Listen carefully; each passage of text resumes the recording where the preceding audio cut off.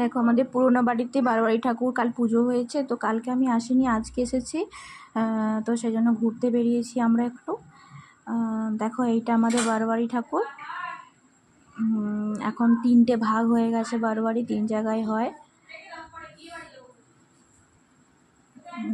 এরপর আমি দেখো স্কুলে এসেছি। স্কুলেতে এই আমাদের একটা প্রাইমারি স্কুলের ময়দান, এখানেও একটা বারোয়ারি ঠাকুর আছে। তো এখানে মেলা বসেছে দেখো, হ্যাঁ মেলা বসেছে, ঘুরে ঘুরে তোমাদের দেখাচ্ছি।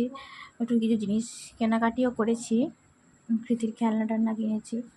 তারপর এর মধ্যে ফুচকাও আমরা কিনে নিয়েছি বাড়িতে খাবো বলে। হ্যালো গাইস, এই মানু, হ্যালো গাইস। হ্যাঁ, এরপর আমরা আরেকটা বারোয়ারি ঠাকুর দেখতে যাব। তো সেটাই ছিল আদি বিশাল মন্দির করেছে। তো সেখান থেকেই সব নানা রকম ওখান থেকে 3টে ভাগ হয়ে গেছে বারোয়ারি ঠাকুর। সেখানে একটু বক্সের সাথে নিচেও নিয়েছে, তার স্টিক দিচ্ছি।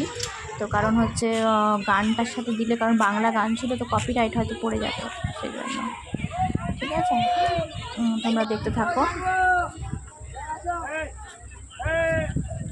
তারপর ঠাকুর, আমাদের যে পাড়ার ঠাকুরটা আজকে আমাদের যেটা নিজেদের ঠাকুর সেটা ভাসান হয়ে যাবে। তো সেই ভাসানের ভিডিও দিচ্ছি দেখো।